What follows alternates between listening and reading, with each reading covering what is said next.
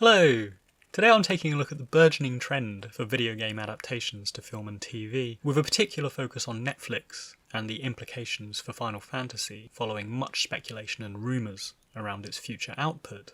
Now, I tend to have a love-hate relationship with game movies, and as a kid growing up, the prospect of my favourite games being adapted to high-end cinema seemed like a great idea. Because back in the days of more rudimentary gaming, whether it's the low polygon count of Cloud Strife in 1997, or the narratively sparse world of Sonic the Hedgehog back in 1991, and so on, much of this was left to the imagination, and for players to interpret the worlds, the stories, and the characterizations owing to the limitations of technology. Fast forwarding a few years, we saw some of the early strides that were made towards adapting video games to movies, with distinguished titles such as Super Mario and Tomb Raider, along with a lot of the popular 90s brawler fighter games that were very much in vogue at that time, such as Street Fighter and Double Dragon, all of these becoming feature films. And what was realised quite quickly is that barring one or two anomalies, such as Mortal Kombat, which has become something of a cult favourite, most of these adaptations hovered somewhere between lukewarm and outright terrible. And I know it's subjective to a degree, and some people may like them, but the general consensus is that. And for me personally, I've always been a big fan of the Tekken games, and they released an okay anime in about 1997-98, but what really killed my faith in game adaptations was the 2009 Tekken movie, where the writers had acknowledged that game adaptations are traditionally bad, and they were going to make a gritty, realistic fighting movie like Bruce Lee's Enter the Dragon. So I got very hyped about that, and I thought that they were finally, they'd nailed it, and it came out and it was just pretty awful. So that's what killed it for me. And I suppose taking a step back and looking broadly at why this is and why game adaptations do fail, I think it's for a multitude of reasons that underpin the essential differences between these two mediums. And looking at just a few, I think first and foremost we have duration, and games naturally have a much longer period of time to onboard players to the lore, the story, and the rules that are particular to that world. And so establishing the setting, establishing the characters and so on takes place over a much longer period, and the story beats have longer to mature. So what this means for games is there's much more scope for character development, and plots and subplots and so on that all kind of contributes to a wider whole. And what invariably gets lost in translation between the interactive medium and the cinematic medium is the time available to nurture these stories. Because trying to establish context, characters, crowbar in the various plot lines into a 90-minute or a 2-hour period is a very hard task. And the question that presents is, what do you cut out that doesn't anger fans and still retains the essence of the original media and the source material? Where is the path of least resistance?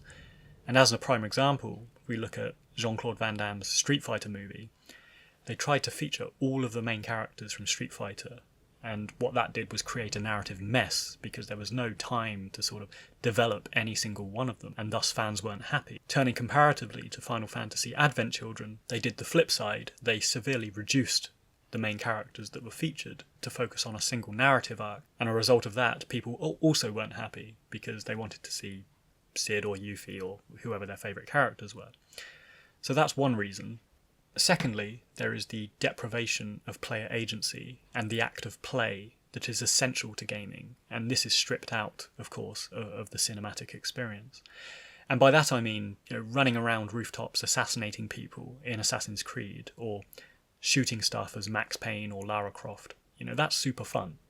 But if you take that experience, you take away the leap of faith, you take away the bullet time, and you lose the player's ability to dictate that, and the pace of that, and the action of that, and you package it into this passive medium, you've lost something that's essential to that experience and that character.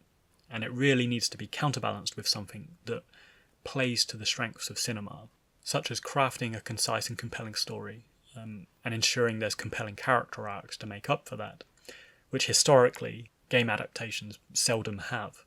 Again, because too much time is spent trying to crowbar in references or rationalising aspects of the game.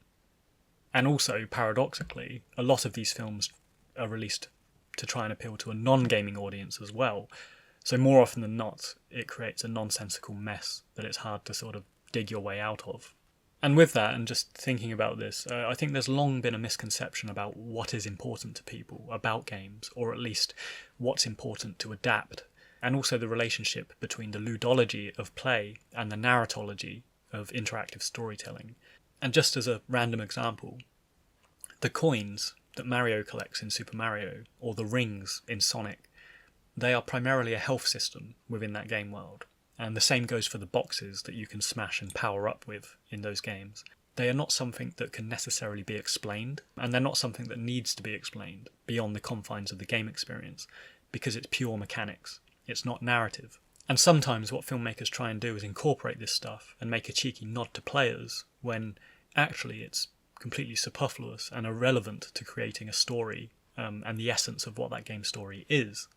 And however, what I will say, just noting about Sonic, is that the Sonic adaptations I've seen, such as Fleetway's Sonic the Comic back in the 90s, which was great, and the recent movie adaptations, I've only seen the first Sonic the Hedgehog, but I quite liked what they did there, and they did include the rings to good effect, because they were used sparingly, and just to be pedantic, they were using the rather more unique warp rings that we see at the end of the levels, rather than the standard health rings.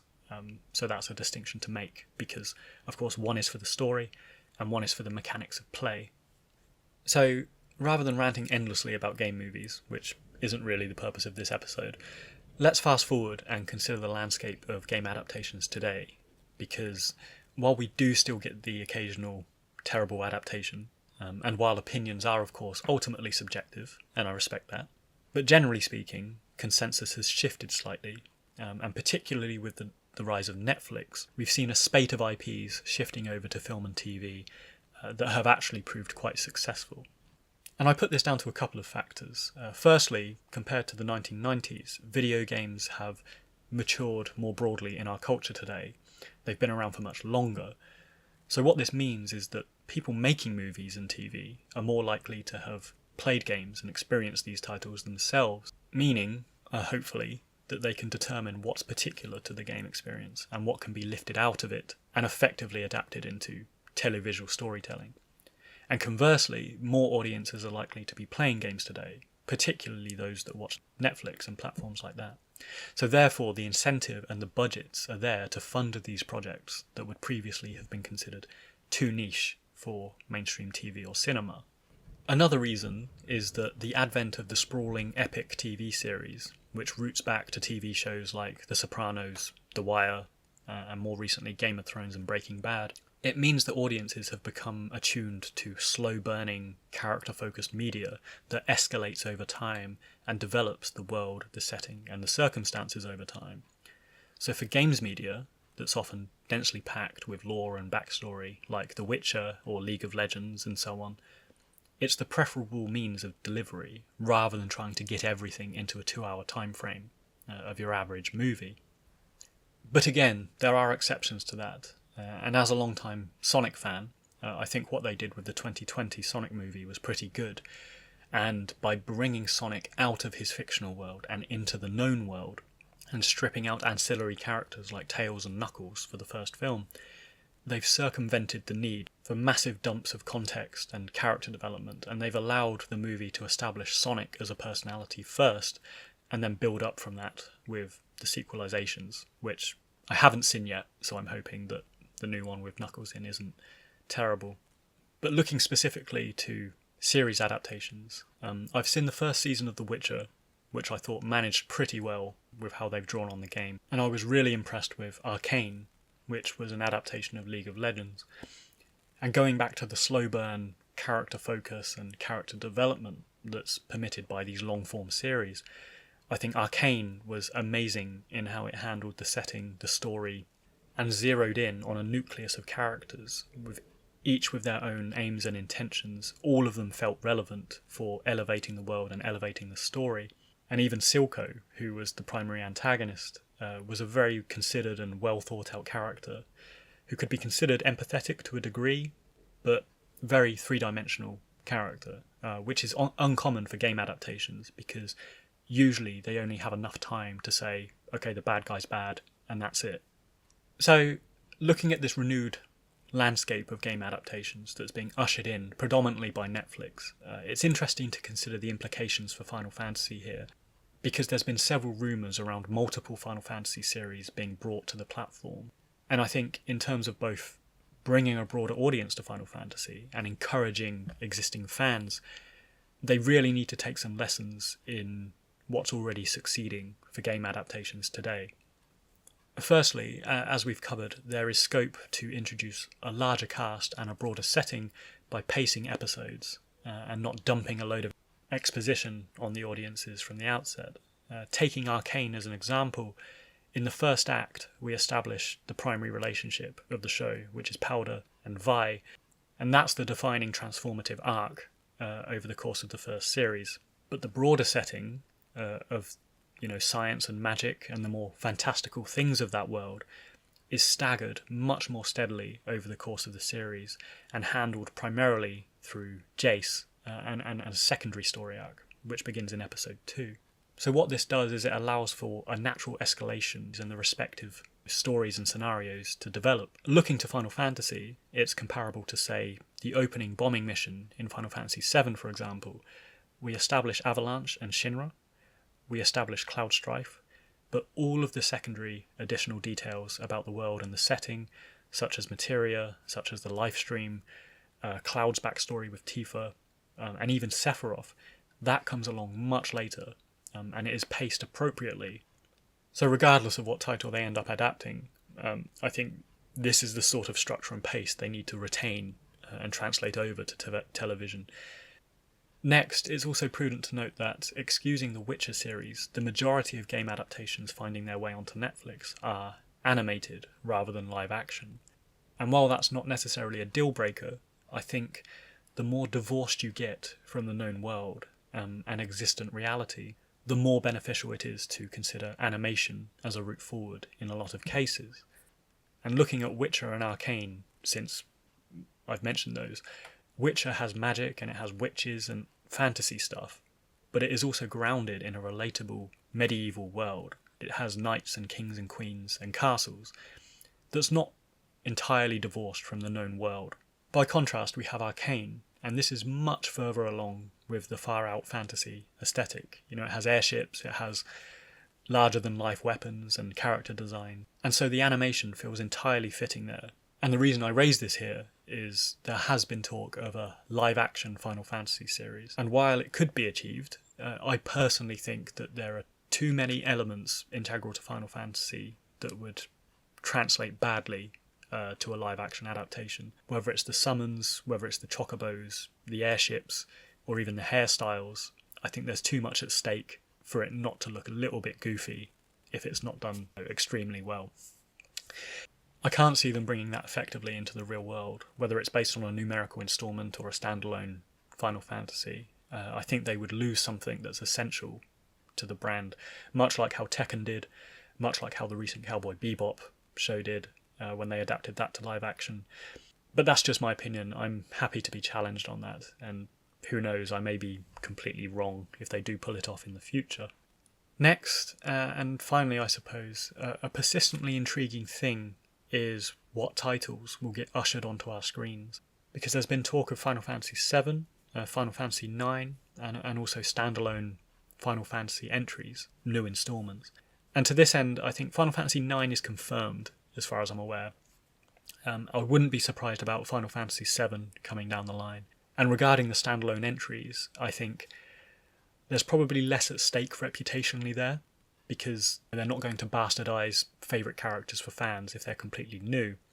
But at the same time, they have tried this before with the Final Fantasy Unlimited series, which was fine, but it was a bit bland and it lacked anything that really made it seem like Final Fantasy. And then, of course, there was Final Fantasy The Spirits Within, which, as we know, was a critical flop. And so, which Final Fantasy and how they choose to approach it is where it gets really subjective, because if they draw upon an existing game, what do you do with it? Do you make it a one-for-one adaptation? Do you abbreviate the broader arc to focus on the interrelationships between party members and how they travel together, which is all stuff that was abridged by world map gameplay, for example, in the original games? Or do you make it a prequel or a spin-off featuring some of the characters from an existing title? So there's a lot of questions there, because looking at prequels, for example, let's say Final Fantasy IX, if we were to focus on Zidane Tribal and an origin story of him in Tantalus, for example, what about Vivi? Vivi's a fan favourite and he's thematically significant in Final Fantasy IX, so we would be robbed of these interactions and the collective growth that occurs, and that was a big draw of Final Fantasy IX.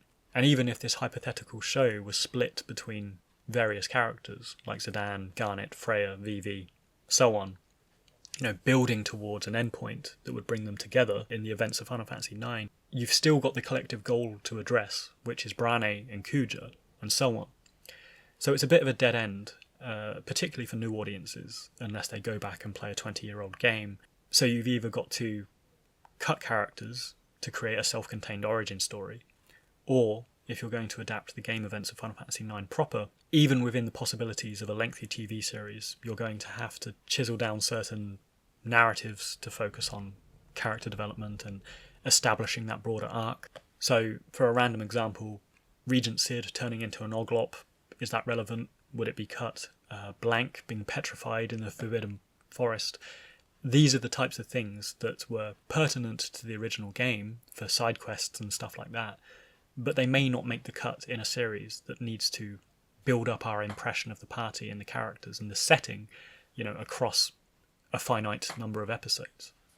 And I think the same applies to Final Fantasy VII to a degree, but as I've discussed in my recent prequels, sequels episode, 7 is an enduring story that's also being revisited at the moment with the remake.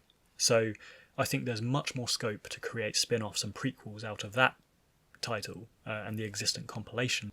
And indeed, as we've seen from Crisis Core, the prequel events of Final Fantasy VII do work as a self-contained story. And beyond that, there's a multitude of characters that could carry their own TV series. The Turks would be great, Zack Fair, Soldier, Shinra. There's a wealth of intriguing stuff in Final Fantasy VII that could branch out beyond the central story of Cloud Strife, in my opinion.